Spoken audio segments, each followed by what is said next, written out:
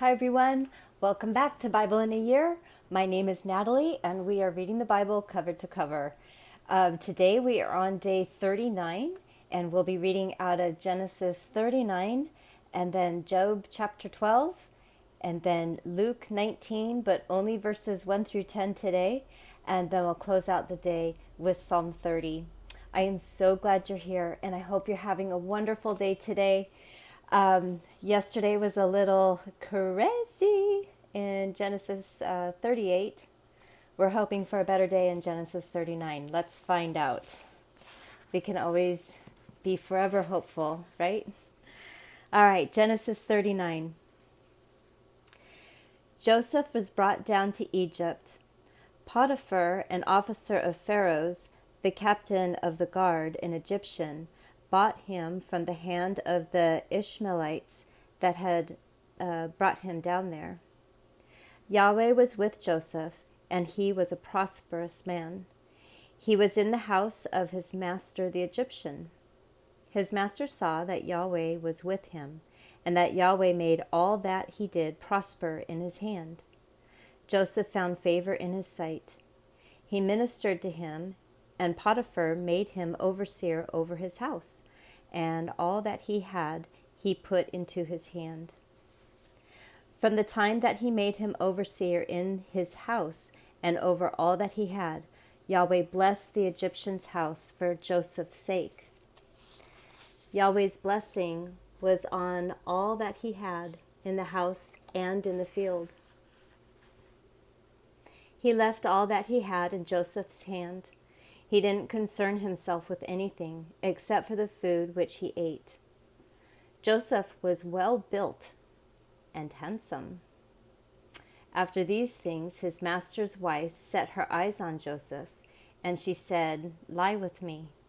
But he refused and said to his master's wife, "Behold, my master doesn't know what is with me in the house, and he has put all that he has into my hand. No one is greater in this house than I am, and he has not kept back anything from me but you, because you are his wife. How can I do this great wickedness and sin against God?" As she spoke to Joseph day by day, he didn't listen to her, to lie by her, or to be with her. About this time he went into the house to do his work, and there were none of the men in the house inside. She caught him by his garment, saying, "Lie with me." He left his garment in her hand and ran outside. When she saw that he had left his garment in her hand and had run outside, she called to the men of her house and spoke to them, saying, "Behold, he has brought a Hebrew into us to mock us. He came into me to lie with me, and I cried with a loud voice. When he heard that I lifted up my voice and cried, he left his garment by me and ran outside." She laid up his garment by her until his master came home. She spoke to him according to these words, saying, "The Hebrew servant whom you have brought to us came in to me to mock me, and as I lifted up my voice and cried, he left his garment by me and ran outside." When his master heard the words of his wife, which he spoke to him, saying, "This is what your servant did to me," his wrath was kindled. Joseph's master took him and put him into the prison, the place where the king's prisoners were bound, and he was there in custody. But Yahweh was with Joseph and showed kindness to him and gave him favor in the sight of the keeper of the prison. The keeper of the prison committed to Joseph's hand all the prisoners who were in the prison. Whatever they did there, he was responsible for it. The keeper of the prison didn't look after anything that was under his hand, because Yahweh was with him, and that which he did, Yahweh made it prosper. All right, moving on to Job 12.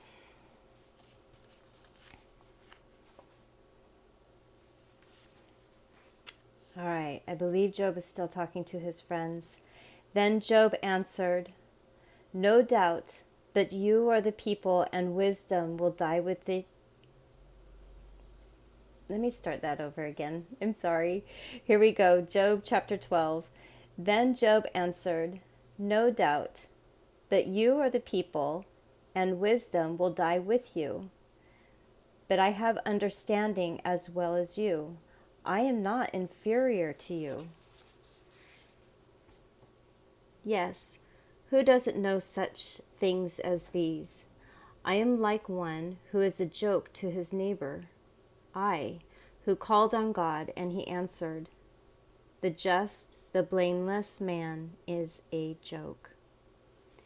In the thought of him who is at ease there is contempt for misfortune. It is ready for them whose foot slips. The tents of robbers prosper. Those who provoke God are secure, who carry out their God in their hands. But ask the animals now, and they will teach you, the birds of the sky, and they will tell you. Or speak to the earth, and it will teach you. The fish of the sea will declare to you. Who doesn't know that in all these Yahweh's hand has done this, in whose hand is the life of every living thing, and the breath of all mankind? Doesn't the ear try words, even as the palate tastes its food? With aged men is wisdom, in length of days understanding. With God is wisdom and might. He has counsel and understanding. Behold, he breaks down, and it can't be built again. He imprisons a man, and there can be no release. Behold, he withholds the waters, and they dry up. Again, he sends them out, and they overturn the earth. With him is strength and wisdom. The deceived and the deceiver are his. He leads counselors away stripped. He makes judges fools. He loosens the bond of kings. He binds their waist with a belt. He leads priests away stripped and overthrows the mighty. He removes the speech of those who are trusted and takes away the understanding of the elders. He pours contempt on princes and loosens the belt of the strong. He uncovers deep things out of darkness and brings out to light the shadow of death. He increases the nations and destroys them. He enlarges the nations and he leads them captive. He takes away understanding from the chiefs of the peoples of the earth and causes them to wander in a wilderness where there is no way. They grope in the dark without light. He makes them stagger like a drunken man.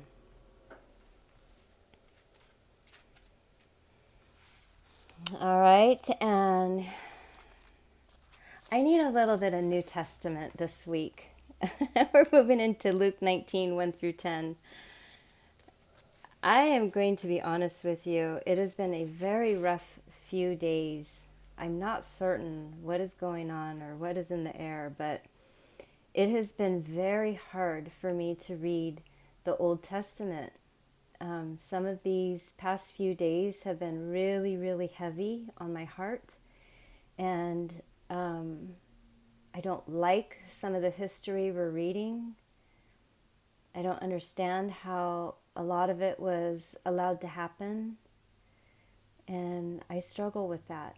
I struggle with, why God allows things to happen. And then I go back to, we were created with choice. God didn't make us a bunch of puppets that he controls and he decides what we're going to do each day. We make those decisions, which is why it's important to stay in relationship with God. So this is how my week has been. It's just been this, pull and tug and back and forth of, it's been rough. So I'm looking forward to the New Testament and Psalms. Here we go. Luke chapter 19, verses 1 through 10. He entered and was passing through Jericho. There was a man named Zacchaeus. He was a chief tax collector, and he was rich. He was trying to see who Jesus was and couldn't because of the crowd, because he was short. He ran on ahead and climbed up into a sycamore tree to see him, for he was going to pass that way. When Jesus came to the place, he looked up and saw him and said to him, "Zacchaeus, hurry and come down, for today I must stay at your house." He hurried, came down, and received him joyfully. When they saw it, they all murmured, saying, "He has gone in to lodge with a man who is a sinner." Zacchaeus stood and said to the Lord, "Behold, Lord, half of my goods I give to the poor. If I have wrongfully exacted anything of anyone, I restore 4 times as much." Jesus said to him, "Today salvation has come to this house, because he also is a son of Abraham. For the Son of Man came to seek and to save that which was lost."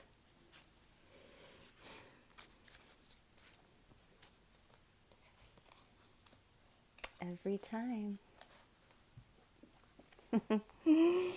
All right, Psalm 30. This is a psalm, a song for the dedication of the temple by David.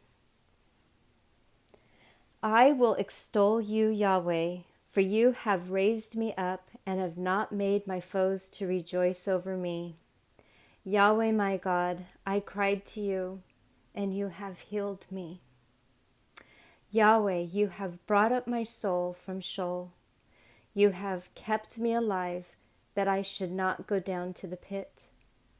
Sing praise to Yahweh, you saints of his, and give thanks to his holy name, for his anger is but for a moment. His favor is for a lifetime. Weeping may stay for the night, but joy comes in the morning. As for me, I said in my prosperity, I shall never be moved. You, Yahweh, when you favored me, made my mountains stand strong. But when you hid your face, I was troubled. I cried to you, Yahweh. I made supplication to the Lord. What profit is there in my destruction if I go down to the pit? Shall the dust praise you? Shall it declare your truth? Hear, Yahweh, and have mercy on me. Yahweh, be my helper. You have turned my mourning into dancing for me. You have removed my sackcloth and clothed me with gladness, to the end that my heart may sing praise to you and not be silent. Yahweh, my God, I will give thanks to you forever. Oh, folks, I know that I cannot be the only one on the planet that has trouble.